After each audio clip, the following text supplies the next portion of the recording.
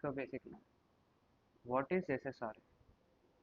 Do you all have any idea or picture about what is SSRF? Which little bit? No worries.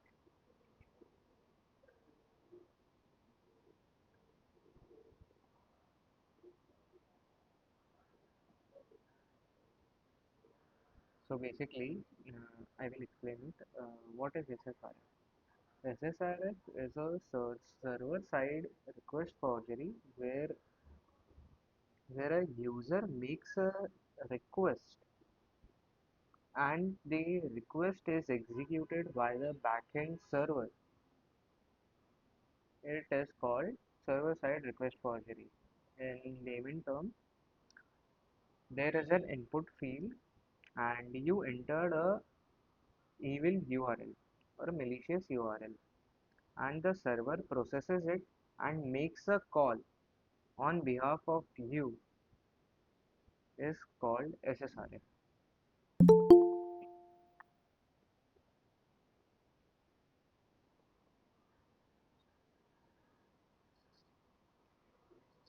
Are you guys getting it? What I'm trying to say?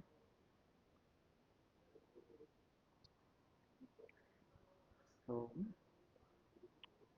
SSRF is what? When the server makes an arbitrary request on behalf of the user which is given by the user. The URL is intended by the user only and the server makes a call on it. That is basically SSRF. So what is SSRF? SSRF is a server-side request forgery in a security vulnerability that allows an attacker to introduce the server application to make an HTTP request to an arbitrary domain of the attacker's choosing. This vulnerability occurs when a web application fetches a remote resource without properly validating the user supplied URL that it is. Okay. Unlike client-side attacks, SSRF exploits the server's privileged network position, allowing access to internal systems that are not reachable from the external network. You can assume it like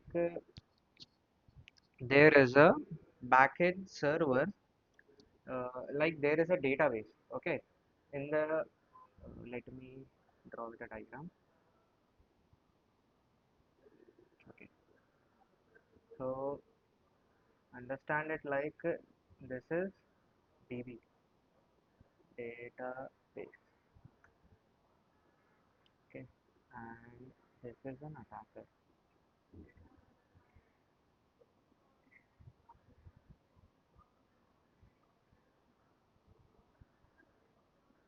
and this is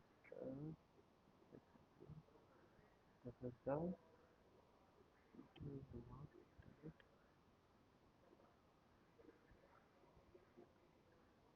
and this is the internal network. Okay, and here is the web server.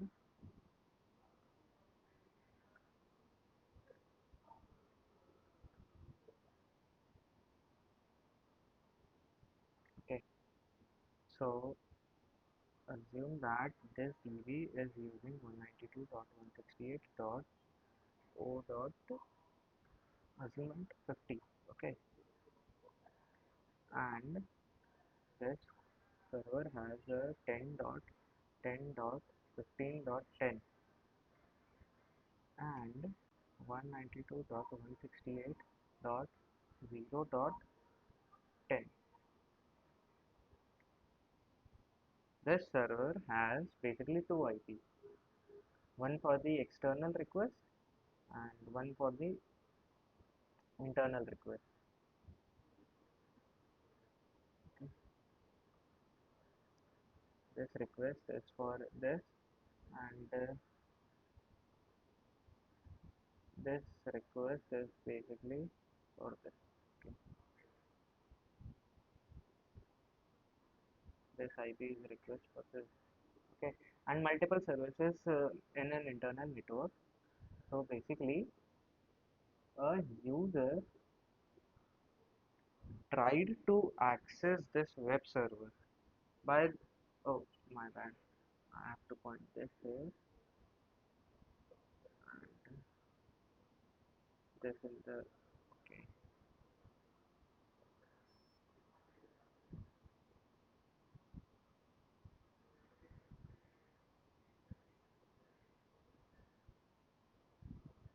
okay.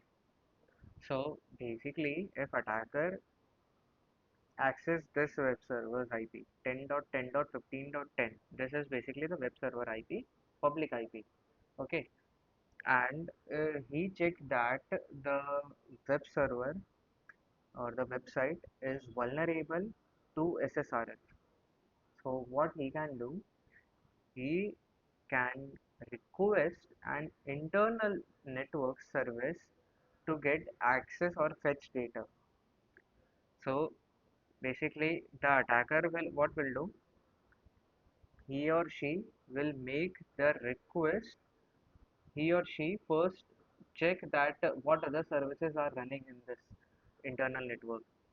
If he or she can run an arbitrary code on the web server, so he or she can check that which services are running inside the internal network. First, he will check that there is an internal network or not. If he found, he will check what services are running on that internal server. Then he found that there is a database service, MySQL or MongoDB. Let's assume MongoDB is running on port 8080 and IP is 192.168.0.50. So he will craft a request assuming that, not assuming, basically making he or she look like that the request is coming from the web server only. That he will make a request to this web server that fetch the data or perform any CRUD operations on this DB on behalf of attacker. Are you guys getting? Okay, sorry, my bad, my bad.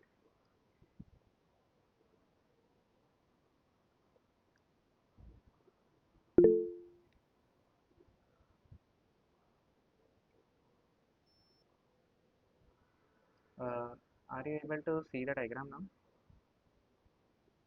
This IP 10.10.15.10 is basically the public IP and this is the private IP. So attacker first checked that this IP or the web server is vulnerable to SSRF or not. If vulnerable, then he or she will check that there is another IP or another services running on this network. If running, he or she will perform CRUD operations on this DB on behalf of this web server. And the web server will think, no, the DB will think that the requests are coming from the web server. So provide everything he or she is asking.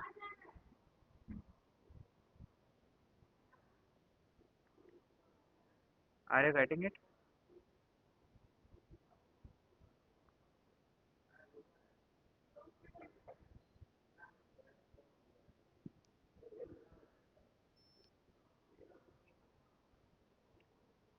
Are you getting it? Okay. So this is basically what SSRF looks like and why SSRF matters. And in the top 10 of the OWASP top 10, as it can perform any arbitrary execution of the code and it can be very dangerous.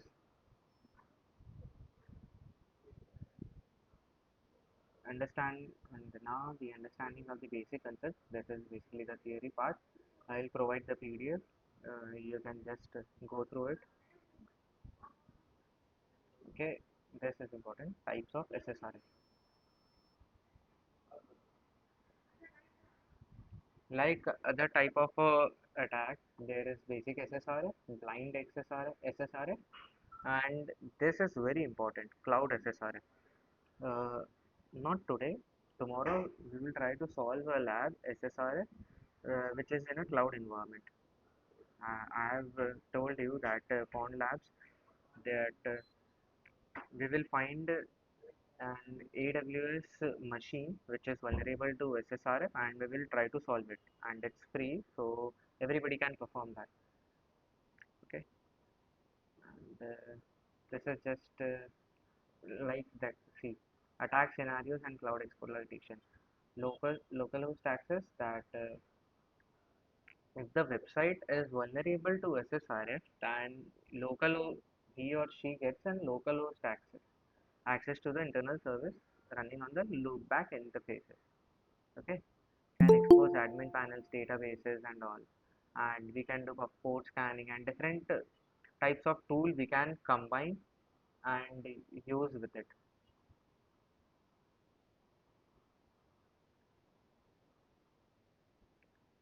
Okay, internally API abuse, metadata services. We'll try to look at tomorrow. This this is important that metadata, IAM credentials.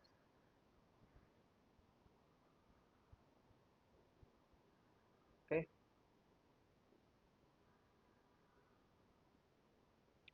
this is basically the theory part. We'll stick to that tomorrow. Okay, this is the basic overview of what SSRF is. Okay, so let's start today's lab. Do you all get it? What is overview? What is SSRF? And do you all get it? The overview. And now, if anybody asks, you can answer in layman terms what is SSRF, and you can try to explain it.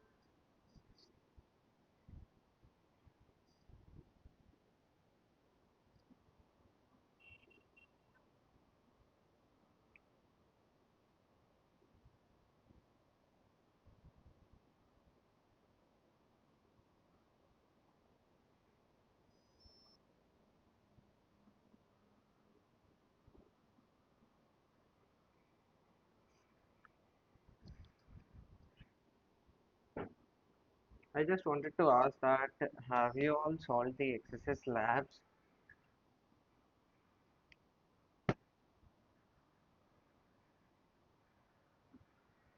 Please, guys, I am telling it for your sake only. Please try to complete all the labs. If you can't do by yourself, you can just reach out for my help, or you can just see a walkthrough. Okay, but please try to solve these labs. Okay, okay, 1, 2, 3, 4, 5, 6, 7 labs only. In 2 days, we will cover this. Today, we'll try to do 3 to 4 labs, and tomorrow, we'll finish it up.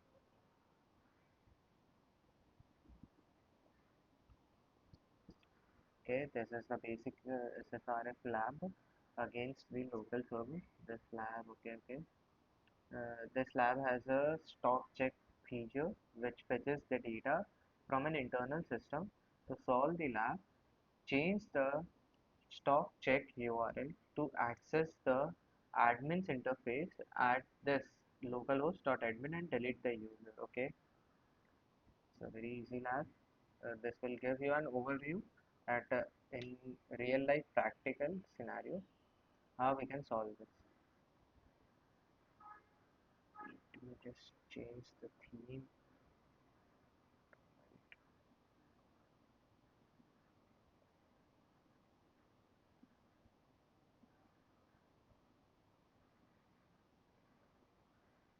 Okay, this is the website. We'll look into it. There is a functionality check stop. If we check that, it gives an output of 537. How it is calculating the stock? It is basically making an API request to the backend server that if we select a different location, check the stock in that location. It is basically making an API request to the backend server. So what we will do here,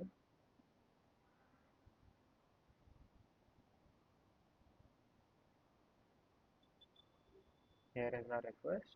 If we send this to the repeater, okay, as you can see, it is making an API request, the stock API, where it is making an request to the backend server to check the stock. As you can see, the store ID and all.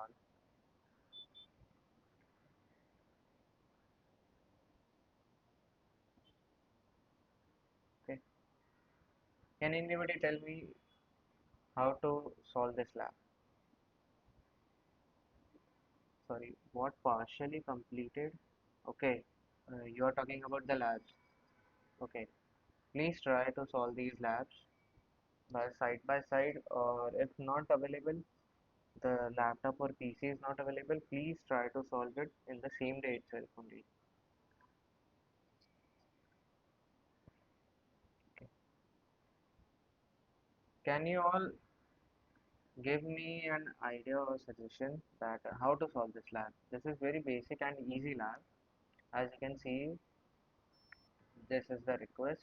It is sending to the backend server, and this is the website. How we can solve this lab?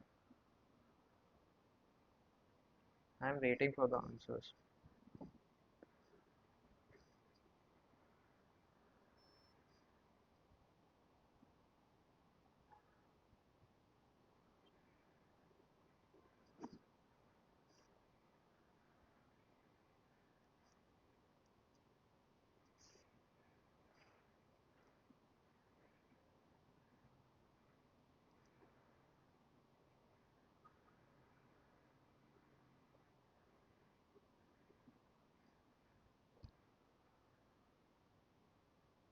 Product ID.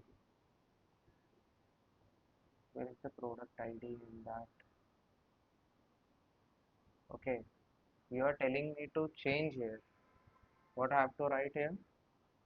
Can you please tell?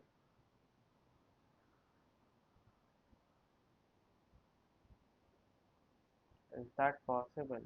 Let's try. If it's wrong, no worries. Just try. Try everything on everywhere. It is not fixed that your payload, that you crafted a payload and will work 100% on everywhere. So you have to try everything you know on everywhere. Can you tell what to change in the product ID?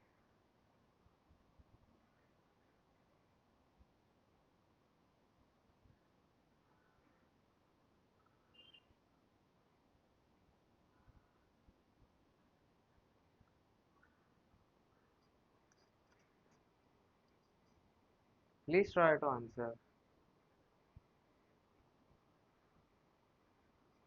You can share with me. I will check it with all the students that you are trying it, na? Others are trying it or not.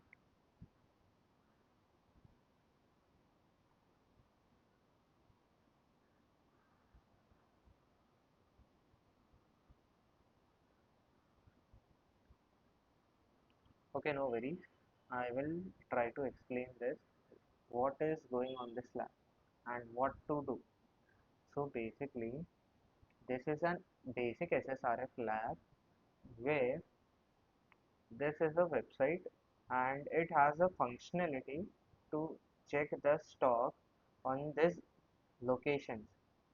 So if we want to check the stock in the Paris, it is telling that there is 360 units, and how it is getting that value, we check that it is making this request, and in this request, as you can see, it is making a backhand API call, stock API, where it is calling the backend server to check the stock of that product ID and store ID. So what we have to do in this lab, we have to delete the Carlos user. And how we can do that? If we are admin user, then only we can do that. So how we can perform any admin level task with the normal user? We will try to check that we can access the admin or not.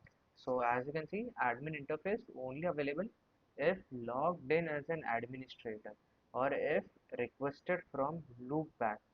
So what is loopback? It is basically the 127.0.0.1. What is this? This is the loopback ID, IP address basically. Means your system is calling yourself only. Why we entered and we got an error? Because there is nothing running on port 80. That's why it gave an error. So what we will do here, basically, if we try to make a backend request which performs the task which we tell to perform. So basically we will try here this localhost admin. Let's see what it can. Okay, as you can see, status 200 means the request which we tried is being executed. What does that mean? Localhost admin. So what it does, this web server is running on some IP. Okay. This web server,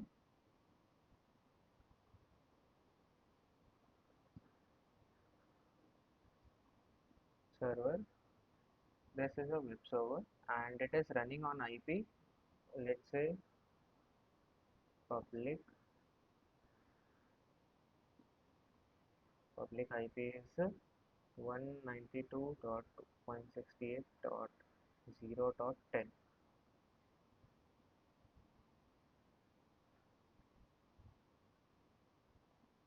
Okay, and there is an internal IP.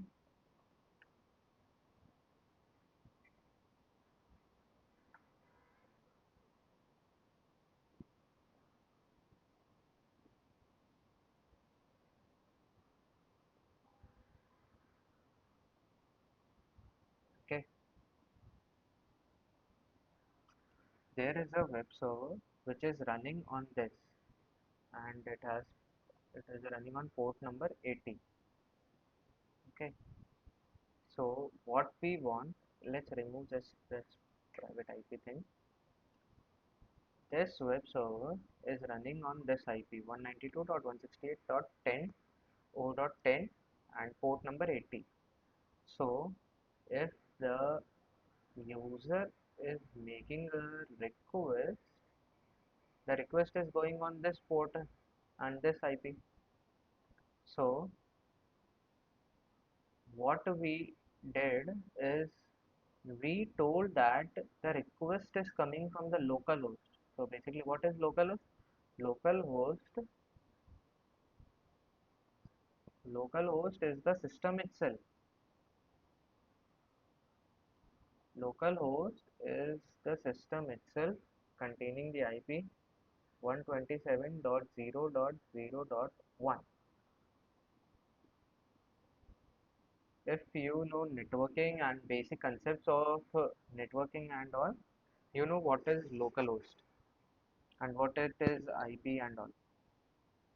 So we check that the front end server is making a request to this backend server, and we check that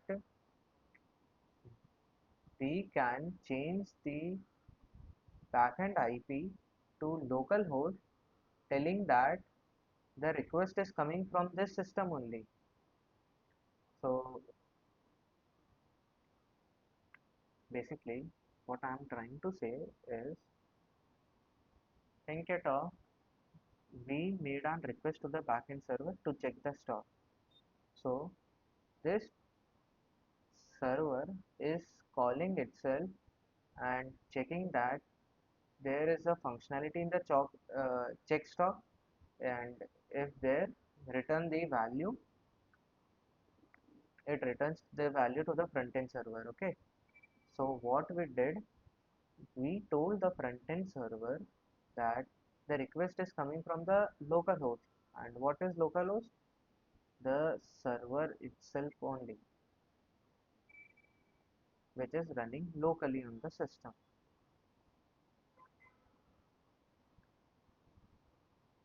Are you guys getting?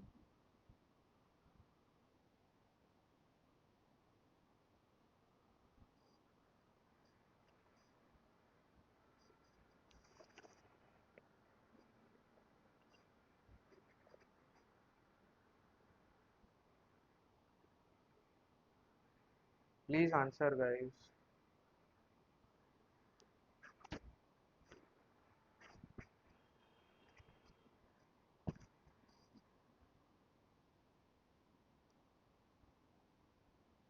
Okay. So in this request, we said that the request is coming from the local host only, and the local host user will have privileges because it is running the server. So we tried to access the admin page and we got a status of 200, means we can successfully access to the admin page. And we, if we came down here, there is a link slash admin slash delete user Carlos. We can see in this also render. As you can see, this is an administrator where you can delete the Carlos Wiener user and access to the admin panel all. So what we did, we will copy this URL, and if we paste here 302, means the request has successfully been executed. And if we go to the home page, as you can see, we solve the lab, means the Carlos user is deleted. Okay,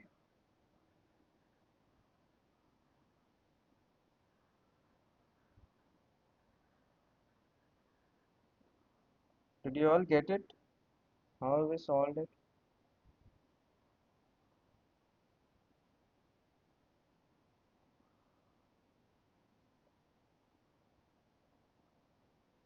Please type yes or no.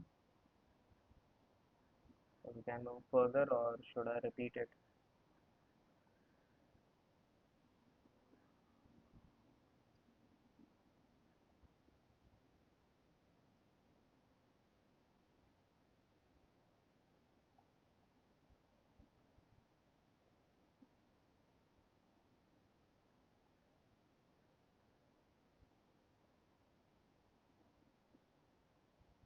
Please repeat once more.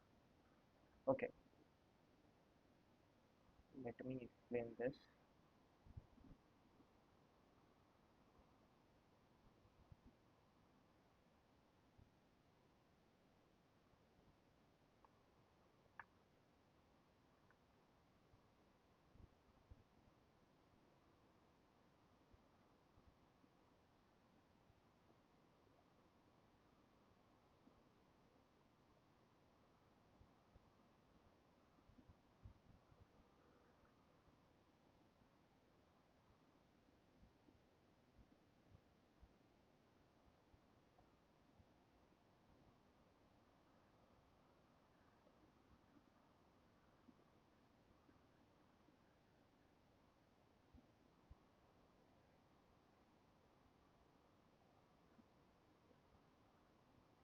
So basically,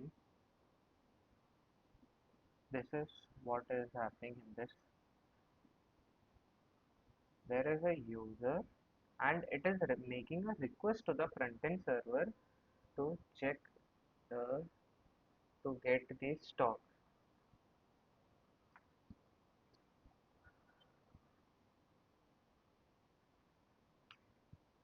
to get the stock, available stock. Okay, the user is requesting to get the stock in the front-end server, and the front-end server is making a request to the back-end server that please give the current stock in the location, let's say Paris. Okay, so here what is going on? The user is requesting to check the stock in the location Paris. So what the front-end server will request, it will make a API call to its backend server that please return the stock value in the location Paris. Okay, on this IP. It is mentioning, it is not mentioning the IP, but this IP is linked to the domain name and it is calling that. Okay, and we checked in the request. Where is the request?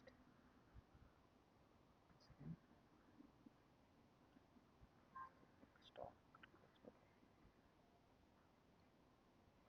We checked the request that it is making a backend call specifying the product, stock, check, product ID and store ID, that which product to be checked and which store should be checked. That store is Paris, USA, Germany, anyway. So what we did is we tried to access the backend server. How we can access the backend server? By telling that the request is coming from the localhost. And what is localhost? The system itself. That the request is coming from this backend server only. We are manipulating the front-end server that the request is coming from this backend server only.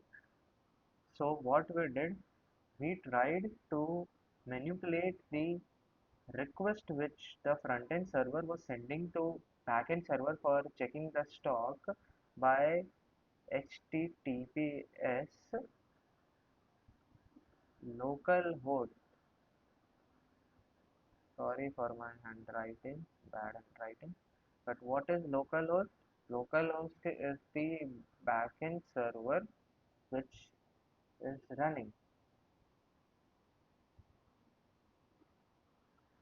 So we specified that the request to be made on the local host at slash admin. Okay, and we got a status 200, meaning that we can make an arbitrary call to the backend server, and we check that we are we can make successful request on the backend server. So what we did, we make an API call to delete the Carlos user. How we get that? What to request to delete a user? We check that,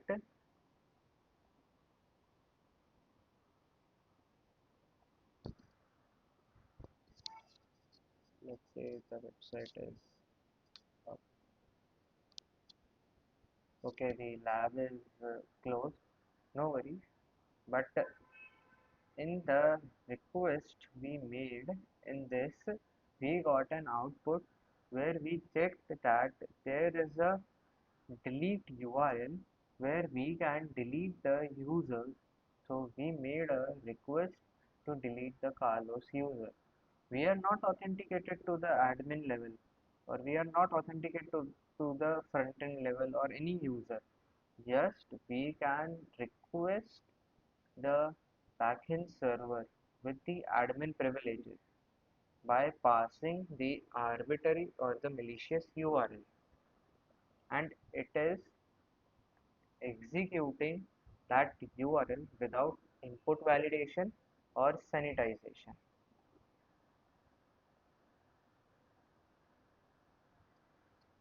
Did you all get it now?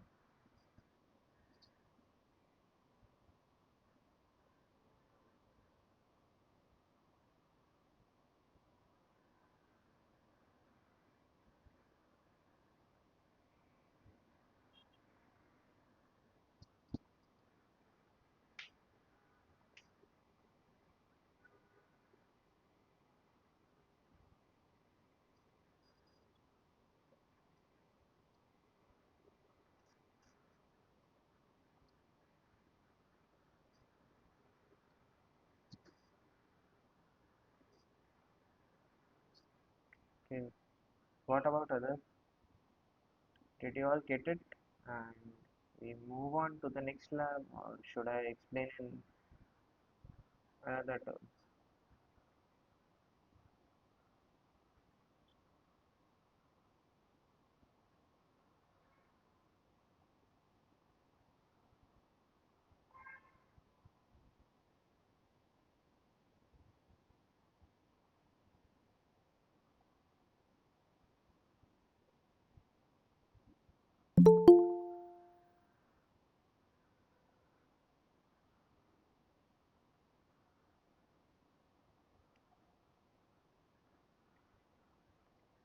Okay, let's move on to the next lab.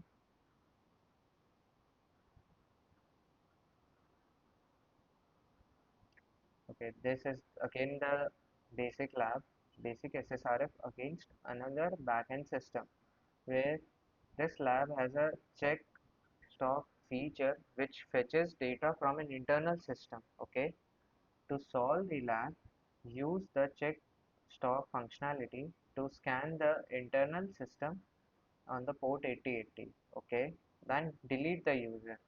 Now, what this lab is saying, that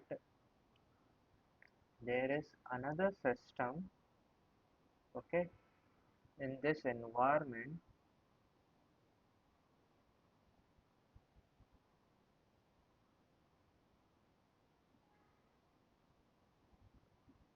What it is specifying, that there is another system in this environment, and we have to find its IP, as it is making an internal call.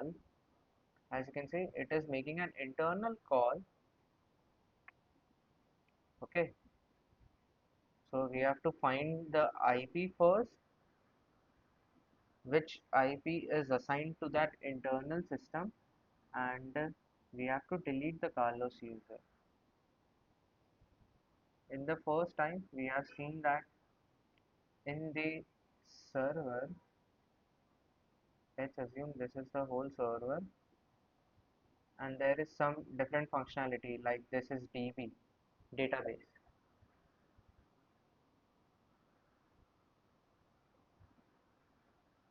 There is some front end running.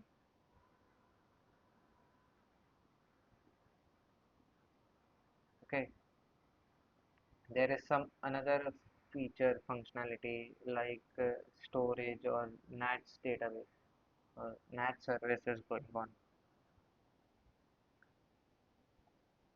But in the bigger picture, we are making just a request to the front end only, and it is making an internal request to fetch what the user is requesting.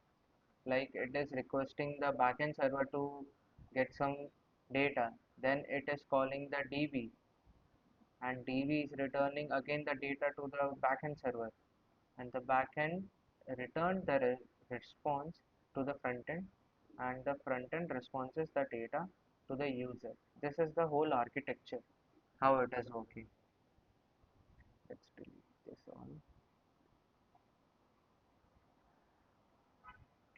Okay, the user is requesting some data and the front end is sending a request to the backend server, and the backend server is making a request to the DB, and the DB responses, backend responses, and we get the data. So, but in upfront, we don't know the IP of the DB or the backend server. Okay, we only know that there is a front end name google.com, but in the backend, we don't know that how Google is getting the data and how to showcase the data and all. So, if we can make an internal call, so we can get to know that which services and which versions and everything, that what is running in that internal system, that which DB it is using, which backend server it is using, what is the IP of that. Okay, so in this again we will check, there is a check stock functionality, and we can check that we can make a request in the backend server. If we check again product stock, and if we send this URL to the repeater, again we can see that it is making an API call to the backend server. Okay, now if we tried again local host port 8080, not port 8080, first we can check that we can send it or not. It is saying 500 internal server error, that we can't make a request because we have been specified that the request should be in this format, because the backend server is using this IP format. Do you all know what is private IP and public IP? This IP is a private IP, means this is an internal IP. The front end is calling an internal IP server which has port 8080, 192.168.0.x, port 8080. The front end is making a call to this server to check the stock. So we have to find this IP. How we can do this? Can anybody suggest how we can do this?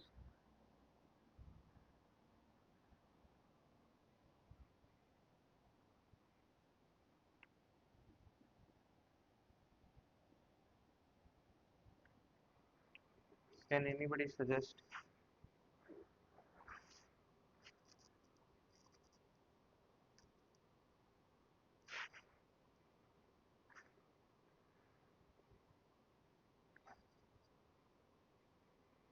Is it possible to check that every IP, that on which IP it is running? It is manually possible? Yes, it is possible, but it will be very time constrained. Means we have to check that IP1 is running on this port, 2 is running on this port. It is very time constraining. So what we will do, we will send this request to the intruder and we will automate this. That's how you use the burp suite. If you know, it's very easy. We will use the numbers payload here and we'll start from 1 as the 0 IP is reserved, and from where to where till 2254, because 255 is again reserved for the broadcasting. And if we start the attack,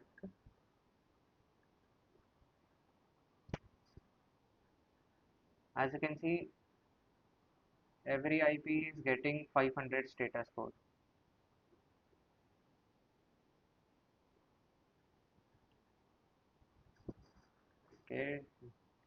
No IP is getting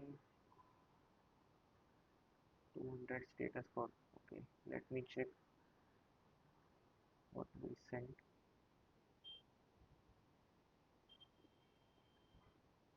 This lab has a checkstop functionality internal data system to solve this lab. Okay, slash start this attack again.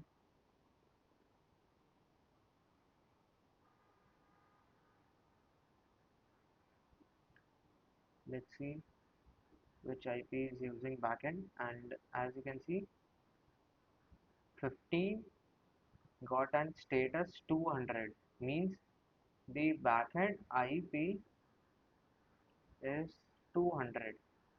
If we came here and in replacement of X we sent 15 slash admin, we can see that the request got 200, means our request has successfully sent and we got a successful response. And here, as you can see, there is an URL to delete the Carlos user. As you can see, if we render this page, as you can see, there is the whole HTML page to delete the Carlos user and the admin page.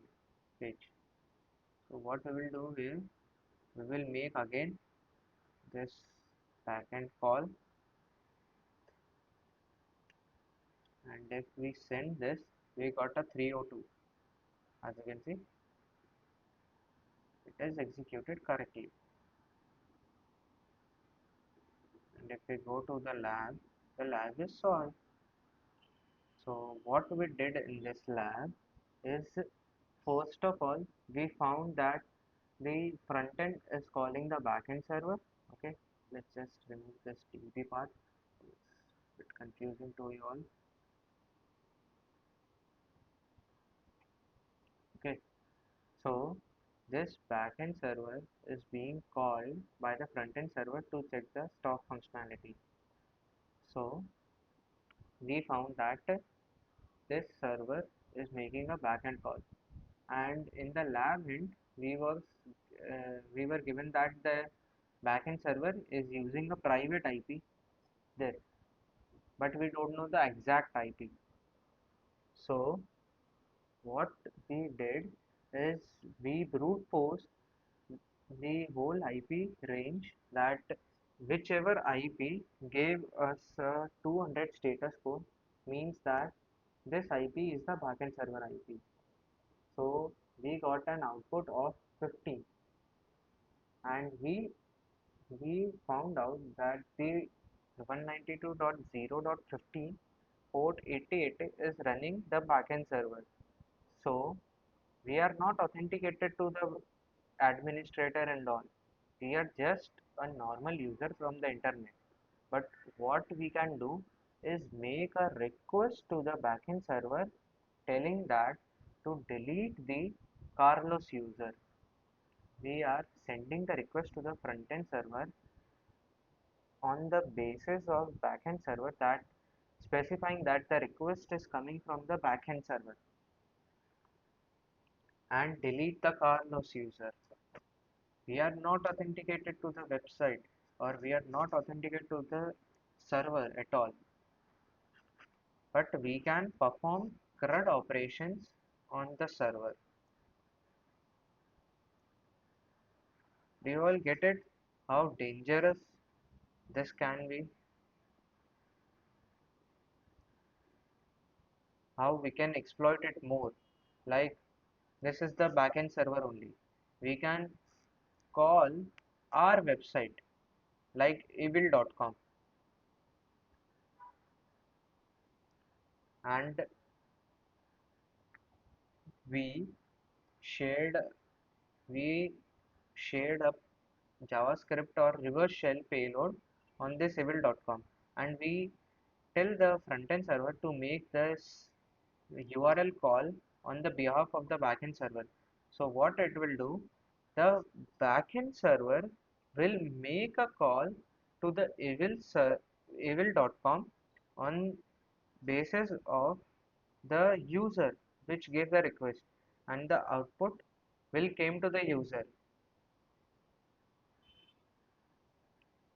Okay guys, are you getting it?